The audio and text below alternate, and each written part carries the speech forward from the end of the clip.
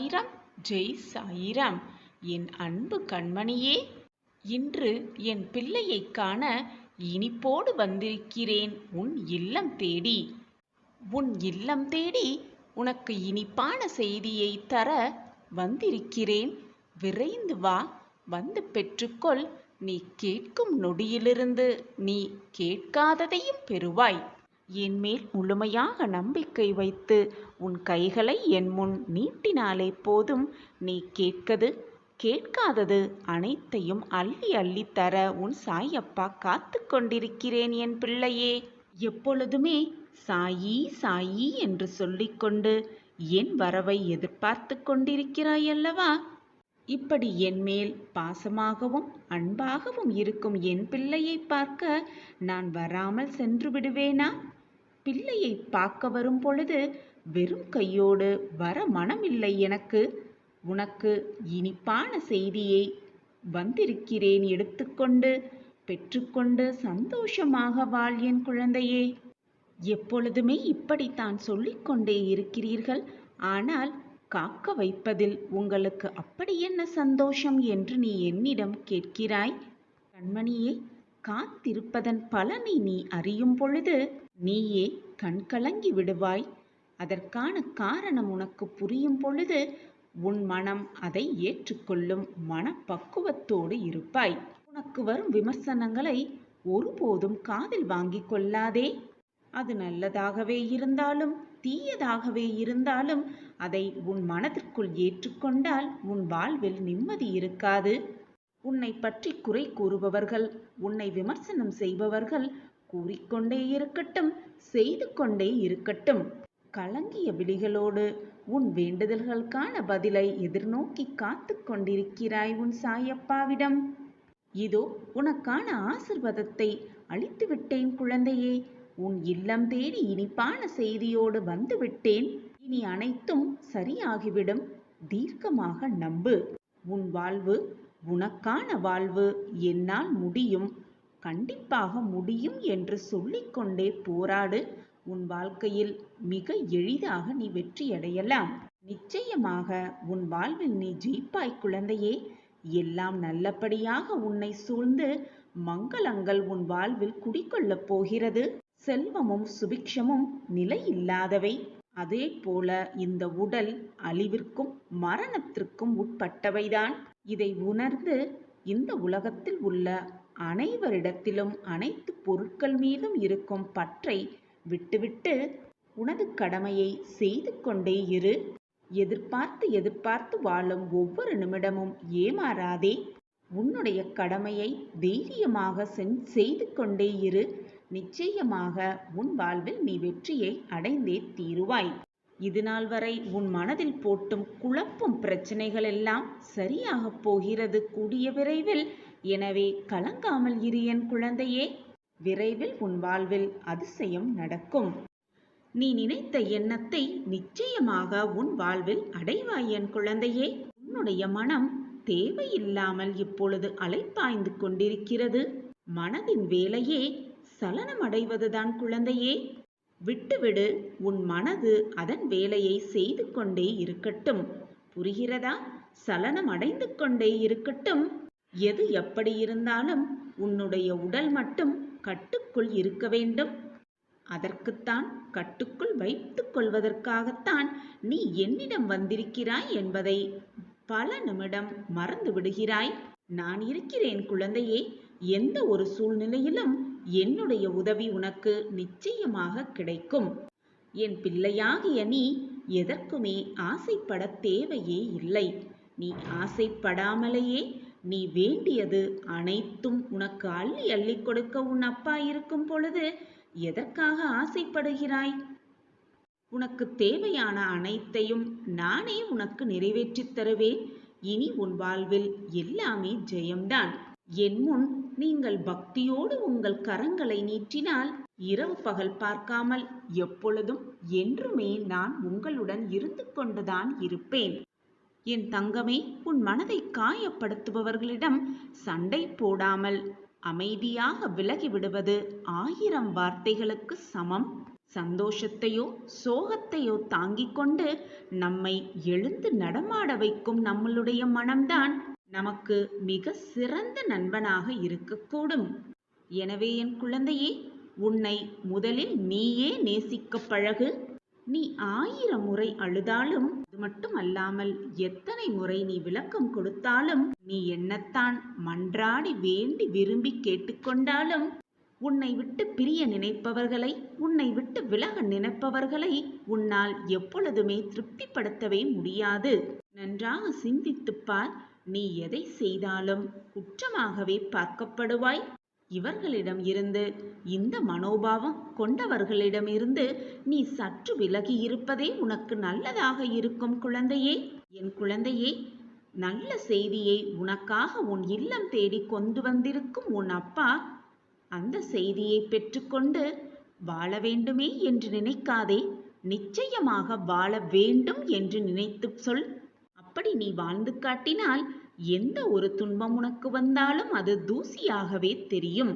உன்னை வழிநடத்த நான் இருக்கும் பொழுது நீ நிச்சயமாக வாழ்ந்தே காட்டலாம், ஜெயித்தே காட்டலாம். நாம் ஒரு செயலை செய்ய துவங்கும் போதே உனக்கு ஏன் இந்த வீண்டாத வேலை, உன்னால் இதை சாதிக்க முடியுமா, உன்னால் இதை வெல்ல முடியுமா என்று சொல்பவர்களுக்கு மத்தியில் நீ ஜெயித்து காட்டுவதே அவர்களுக்கு பதிலாக இருக்கக்கூடும். இப்பொழுதெல்லாம் உண்மையை சொல்பவதற்கே சத்தியம் செய்ய வேண்டியுள்ளது. அதே போல அந்த பொய்யை போற போக்கில் சொல்லிவிட முடிகிறது. அதையும் நம்ப பல பேர் இருக்கிறார்கள். எப்பொழுதும் பேசுகிறவர்கள்தான் என்றாலும் நீ எதிர்பார்க்கும் பொழுது அவர்கள் பேசவில்லை என்றால் அந்த ஏமாற்றத்தின் வலி மிக அதிகமாகவே இருக்கும். நொடிக்கு நொடி மாறிக்கொண்டே இருப்பது நேரமும் காலமும் மட்டுமல்ல, மனிதர்களின் மனமும் தான் மாறிக்கொண்டே இருக்கிறது. எது நடக்கும் முன்பாகவே இது நல்லதாகவே நடக்கும் என்று நினைத்துப்பார். நீ நினைப்பதை விட மேலாக இரட்டிப்பு பலன் உனக்கு கிடைக்கும். அதை கிடைக்க வைக்க உன் சாயப்பா உன் அருகிலேயே இருந்து அதை செய்து முடிப்பேன். அதை மீறி அது தவறாக நடந்துவிட்டால் நடந்ததும் நன்மைக்கே என்று நினைத்துக்கொள்.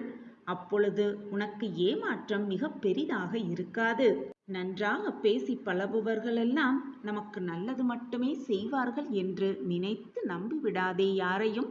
உன்னை போல் மற்றவர்கள் இருக்க மாட்டார்கள். என் மேல் முழுமையாக பாசமும் அன்பும் வைத்திருக்கும் என் பொக்கிஷமான குழந்தை நீ. தேடி கிடைத்த பொக்கிஷம் நீ. நீ உன்னுடைய குணநலன்கள் வேறு யாருக்கும், உன்னை தவிர வேறு யாருக்கும் இருக்கவே முடியாது. எதை செய்தாலும், எதை செய்ய நினைத்தாலும் அதை எப்பொழுதும் நம்பிக்கையோடே செய். நம்பிக்கையோடு செய்யும் எந்த ஒரு விஷயமும் நிச்சயமாக நடந்தே விடும். என்னுடைய அனுமதி இல்லாமல் யாரும் என்னை காணவும் முடியாது, என்னை தேடி வரவும் முடியாது. அதேபோல் என்னுடைய அனுமதி இல்லாமல் நான் யாரையும் தேடி செல்லவும் மாட்டேன். நான் தேடி கண்டுபிடித்த பொக்கிஷம் நீ. உன்னுடைய நல்ல எண்ணங்களும் நல்ல செயல்களும் எனக்கு தெரியாமல் இல்லை. உன்னுடைய உயர்ந்த குணமும் எனக்கு புரியாமல் இல்லை. நீ புண்ணியம் செய்த பாக்கியசாலி. அதனால்தான் உன் மனம் வேதனையாக இருக்கும் சமயத்தில் நீ என்னை தேடி வந்தாய். நானும் உன்னுடைய வேதனையை தீர்க்க உன்னை தேடி வந்திருக்கிறேன். தொலைந்த கஷ்டத்தையெல்லாம் மீட்டெடுத்து தரப்போகிறேன். இது நாள் வரை நீ இழந்தது அனைத்தையும் ஆனந்தமாக பெறப்போகிறாய்.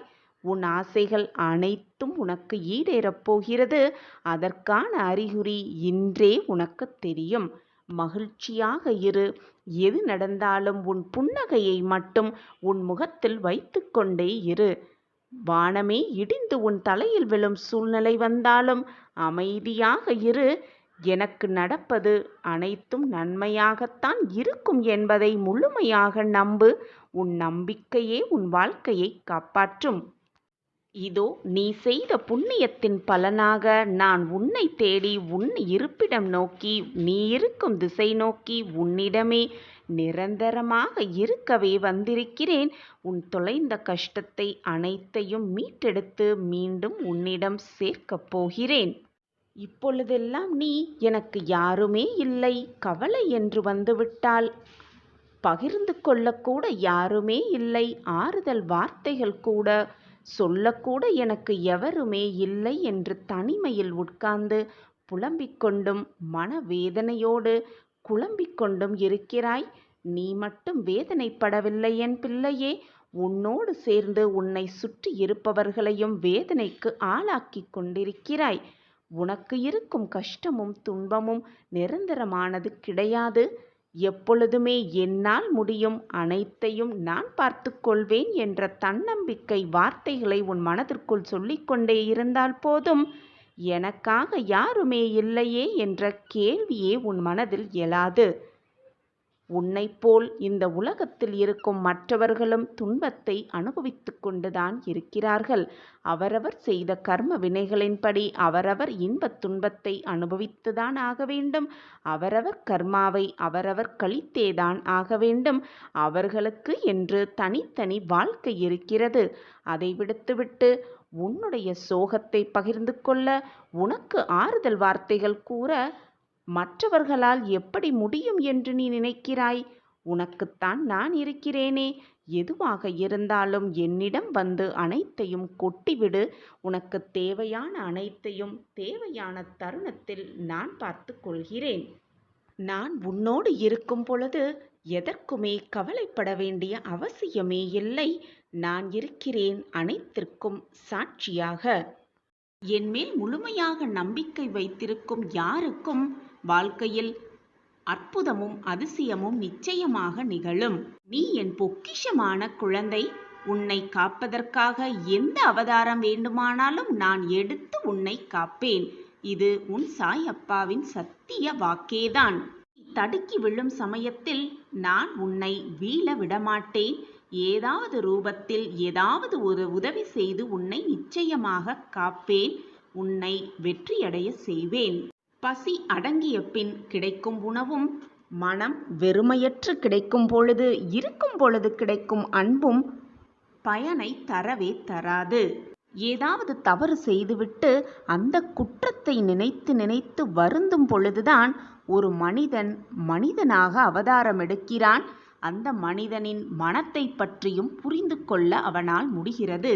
ஏதாவது தவறு செய்தால் நம் மனசாட்சி என்னும் குற்ற உணர்வே நம்மை கொன்றுவிடும் என்ற பயம் எல்லோரிடமும் இருந்தால் யாருமே குற்றம் செய்ய நினைக்கக்கூட மாட்டார்கள். கடவுளால் அவர்களின் வாழ்க்கை நிச்சயமாக நிறைவடையும். உன் அப்பாவாக அம்மாவாக அனைத்துமாக எப்பொழுதும் உன் சாயிநாதர் உனக்கு துணையிருப்பேன். நீ தடுக்கி விழும் சமயத்தில் உன்னை தூக்கிவிடும் தோழனாக, உன் தாயாக தகப்பனாக அனைத்துமாக நான் இருக்கும் பொழுது நீ தவறான பாதையில் எப்படி செல்வாய்? உரிமையில்லாத உறவும், உண்மையில்லாத அன்பும், நேர்மையில்லாத நட்பும், அது மட்டும் அல்லாமல் நம்பிக்கை இல்லாத வாழ்க்கையும் எப்பொழுதுமே நிரந்தரமே இல்லை என் குழந்தையே. இதை முழுவதுமாக நன்றாக புரிந்து கொண்டு உன் வாழ்க்கையில் செயல்படு. உன்னை யாராவது ஏமாற்றினார்கள் என்றால் அவர்களிடம் மறக்காமல் நன்றி சொல்லிவிடு. ஏனென்றால் நீ மறுபடியும் மற்றவர்களிடம் ஏமாறாமல் எப்படி இருக்க வேண்டும் என்று கற்றுக் கொடுத்ததற்காக அவர்களிடம் மனதார நன்றி சொல்லிவிடு. அது மட்டுமல்லாமல் நல்லவர்களாக நடித்து உன்னிடம் பழகியவர்களுக்கும் நன்றியை சொல்லிவிடு. ஏனென்றால் மற்றவர்களிடம் எப்படி ஏமாறாமல் இருக்க வேண்டும் என்று அவர்கள் உனக்கு கற்றுக் கொடுத்ததற்காக மறக்காமல் நன்றியை சொல்லிவிடு. உன்னிடம் இருந்து விலகிய உறவுகளுக்கு மீண்டும் ஒரு முறை நன்றியை சொல்லிவிடு. ஏனென்றால் வாழ்க்கையில் எப்படி தனியாக போராட வேண்டும், தனியாக நின்று சாதிக்க வேண்டும் என்று கற்றுக் கொடுத்ததற்காக அவர்களிடம் உன் நன்றியை சொல்லிவிடு. எல்லாம் கிடைத்தவர்கள்தான் எனக்கு எதுவுமே இல்லை என்று நினைத்து நினைத்து புலம்பிக் கொண்டிருக்கிறார்கள். எதுவுமே கிடைக்காதவர்கள் இருப்பதை வைத்துக்கொண்டு சந்தோஷமாகத்தான் வாழ்கிறார்கள். எனவே என் குழந்தையே, உனக்கு கிடைத்திருக்கும் இந்த அற்புதமான பொக்கிஷமான வாழ்க்கையை எவ்வளவு மகிழ்ச்சியாக சந்தோஷமாக வாழ முடியுமோ அவ்வளவு சந்தோஷமாக வாழ பழகிக்கொள். கிடைக்காததை நினைத்து நினைத்து வருந்தாதே, ஏங்காதே, மற்றவர்களோடு உன்னை ஒப்பிட்டு பார்க்காதே. அப்படி ஏங்கி தவிக்கும் பொழுதுதான், ஏமாற்றம் வரும் பொழுதுதான் மனது வெறுமையாகும். மனது தானாகவே வருத்தப்படும். மனது வருத்தப்பட்டால் மனதில் நிம்மதி இருக்காது. நிம்மதி இல்லை என்றால் மகிழ்ச்சியும் சந்தோஷமும் தானாகவே வந்த இடம் தெரியாமல் போய்விடும். நீ விரும்பியதை நிறைவேற்றிக் கொள்ள, கேட்டதை கிடைக்க செய்ய, உன் ஆசையை நிறைவேற்றிக் கொள்ள உனக்கு வழியொன்று சொல்கிறேன், கேட்கிறாயா? நான் சொல்வதை முழுமையாக கேட்டுவிட்டாய் என்றால் உனக்கான மிகப்பெரிய பிரச்சனை உன் வாழ்விலிருந்து நீங்கி நம் வாழ்க்கையில் மாற்றம் வந்துவிடாதா என்ற ஏக்கம் உன்னை விட்டு விலகிவிடும். நீயோ உனக்கான வாழ்வில் எல்லாம் என்னால் முடியும், என்னால் வெற்றியடைய முடியும், வெற்றியை தக்க வைத்துக் கொள்ளவும் முடியும் என்று சொல்லிக்கொண்டுதான் போராடிக்கொண்டே இருக்கிறாய். உன்னுடைய நம்பிக்கையோடு சேர்ந்து நான் சொல்லும் வாக்கையும் முழுவதுமாக கேள். எல்லாம் சேர்ந்து உனக்கு சந்தோஷமும் நல்லதும் ஒட்டுமொத்தமாக அரங்கேறப் போகிறது. உன் வாழ்க்கையில் மிக முக்கியமான திருப்பம், உன் வாழ்க்கையே தலைகீழாக மாற்றப் போகும் அந்த திருப்பம் உன் வாழ்வில் கூடிய விரைவில் அரங்கேறப் போகிறது. பொதுவாகவே எப்பொழுதுமே நீ உன்னை விட்டு விலகி செல்லும் உறவுகளுக்காகத்தான் வருத்தத்தோடு இருக்கிறாய். அவர்களை நினைத்துதான் எப்பொழுதும் வருத்தப்பட்டு கொண்டே இருக்கிறாய். உன்னை தேடி தேடி வந்து உனக்காக மட்டுமே அனைத்தையும் யோசித்து யோசித்து செய்து கொண்டிருக்கும் என் பிள்ளை சந்தோஷப்பட்டால் நானும் சந்தோஷப்படுவேன். அப்படி இந்த சாயியை நீ கொஞ்சமேனும் நினைத்து பார்க்கிறாயா? உண்மையான உறவுகளும் நண்பர்களும் எப்படி தெரியுமா? தூய்மையான தண்ணீர் போன்றது. அதற்கு நிறமும் இல்லை, வடிவமும் இல்லை. ஆனால் மனிதர்கள் வாழ முக்கியமாக அந்த தண்ணீர் எவ்வளவு முக்கியம் என்று உனக்கு தெரியும் தானே? தண்ணீர் போலத்தான் உன் சாயிநாதாவும். உன் வாழ்க்கைக்கு என்ன தேவையோ, எதை கொடுத்தால் நீ மகிழ்வாயோ, எதை கொடுத்தால் சந்தோஷமாக இருப்பாயோ, அதை நான் யோசித்து யோசித்து உனக்காகவே செய்து கொண்டே இருக்கிறேன், செய்து கொண்டே இருப்பேன். நான் இல்லாமல் உன் வாழ்க்கையில் சுவையே இருக்காது. என் மேல் முழுமையாக நம்பிக்கை கொண்டிருந்த எவருக்குமே வாழ்க்கையில் துன்பம் என்ற பேச்சிற்கே இடமில்லை. துன்பம் வந்தாலும் அது என்னுடைய அனுமதி இல்லாமல் உன் வாழ்க்கையில் நுழைய முடியாது. துன்பம் வருகிறதே என்று வருத்தப்படாதே. துன்பம் வருகிறது என்றால் அதைவிட பல மடங்கு இன்பம் உன்னை நெருங்கப் போகிறது என்பதை முழுமையாக புரிந்து கொள். என் பிள்ளையாகிய உனக்கு, என் பொக்கிஷமான உனக்கு மிகப்பெரிய நல்லதும் அற்புதமும் நடந்தே தீரும். உன் சாயி தேவா நடத்தி வைப்பேன். முதலில் உன் வாழ்க்கையில் என்ன நடக்கிறது, ஏன் நடக்கிறது, எதற்காக நடக்கிறது என்பதை தெளிவாக புரிந்து கொள்ள முயற்சியாவது செய். அப்பொழுதுதான் நீ வாழ்ந்து கொண்டிருக்கும் இந்த வாழ்க்கையை எப்படி உனக்கு ஏற்றாற்போர் வாழ்வது, மன நிம்மதியாக அந்த வாழ்க்கையை வாழ்வது என்பது அப்பொழுதுதான் உனக்கு தெள்ளத் தெளிவாக புரியும். வாழ்க்கை என்பதே நெடுந்தூர பயணம்தான். அந்த பயணங்களில், அந்த பாதைகளில் பல பல சொந்தங்களையும் பல பல உறவுகளையும் பல பல நண்பர்களையும் பார்த்துவிட்டுதான் ஒவ்வொருவரும் கடந்தாக வேண்டும் வாழ்க்கையை. ஒன்றை நீ இழந்தால்தான் மற்றொன்றை பெற முடியும். நீ ஒன்றை விட்டு கொடுத்தால்தான் உனக்கு தேவையானது உன்னிடம் வந்து சேரும். இதை புரிந்து கொண்டு வாழ பழகிக்கொண்டாலே நீ கேட்டது, ஆசைப்பட்டது, விருப்பமாக என்னிடம் வைத்தது எல்லாமே உனக்கு வந்து சேரும். உனக்கு வரவேண்டியது நிச்சயமாக உன்னை வந்து சேரும். உன் மனதில் இருக்கும் தீய எண்ணங்கள், தேவையில்லாத எண்ணங்கள், மற்றவர்களுக்கு பழிவாங்க வேண்டும் என்ற தேவையில்லாத எண்ணங்களை முதலில் உன் மனதிலிருந்து தூக்கி எறிந்துவிடு. அதேபோல் இப்படியாகிவிடுமோ, என்னாகுமோ, ஏதாகுமோ, இப்படி ஆகிவிட்டால் வாழ்க்கையே போய்விடுமோ என்ற எதிர்மறை எண்ணங்களையும் உன் மனதிலிருந்து தூர எறிந்துவிடு. நமக்கு துணையாக அப்பா இருக்கிறார். நமக்கு வேண்டியதை அப்பா கைகளிலிருந்து பெற்றுக்கொள்ளலாம். நம்மிடம் வந்து சேருவது அப்பாவின் ஆசிர்வாதத்தோடு தான் வருகிறது என்ற நேர்மறை சிந்தனையையும் எண்ணங்களையும் உன் மனதில் வளர்த்துக்கொள். அதுவே உன்னை வாழ்க்கையின் உச்சத்திற்கு அழைத்து செல்லும். நீ என்னிடம் மீண்டும் மீண்டும் கேட்டதை தருவதற்காகவே நான் இப்பொழுது உன்னை தேடி வந்திருக்கிறேன். நீ என்னிடம் ஆசையாக கோரிக்கை வைத்தாய்தானே, அதை உன்னிடம் சேர்ப்பதற்காகவே நான் இப்பொழுது உன்னை தேடி வந்திருக்கிறேன். சாயிநாதரே என் வாழ்க்கையில் வரமாட்டீர்களா? நல்லதை நிகழ்த்த மாட்டீர்களா? மாற்றங்களை உண்டு பண்ண மாட்டீர்களா என்று நீ என்னிடம் கேள்வியாக எழுப்பிய அத்தனை கேள்விக்கும் பதிலாக இப்பொழுது இந்த நொடி உன்னை தேடி உன்னப்பா வந்திருக்கிறேன். என்னை தவிர்த்து விடாதே என் குழந்தையே. உனக்கான ஆச்சரியம் அற்புதமாகவே காத்து கொண்டிருக்கிறது. என்னை வரவேற்று தேவையான அனைத்தையும் வரங்களாக அள்ள அள்ள பெற்றுக்கொள். உன் அப்பா சொல்வதை கேட்டுவிட்டு அதன்படியே நடைபெறு. அதன்படியே உன் வாழ்க்கையில் செயல்படு. உன் வாழ்க்கை நீ நினைப்பதற்கு மேலாக எல்லாம் உனக்கு சுபமாகவே இருக்கும். உன்னுடைய பிரச்சனைக்கு உடனடி தீர்வு என்ன தெரியுமா? உடனடி மருந்து என்ன தெரியுமா? மறந்து விடுவதுதான்.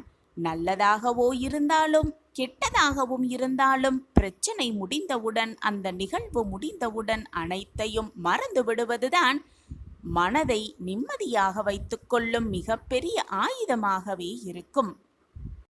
எது உன் வாழ்வில் நடந்தாலும் எதுவுமே நடக்காதது போல இருந்து கொண்டு புதியதாக அப்பா கொடுப்பதை சந்தோஷமாக ஏற்றுக்கொண்டு அதையே அப்படியே ஏற்றுக்கொண்டு மகிழ்ச்சியோடு வாழ கற்றுக்கொள்.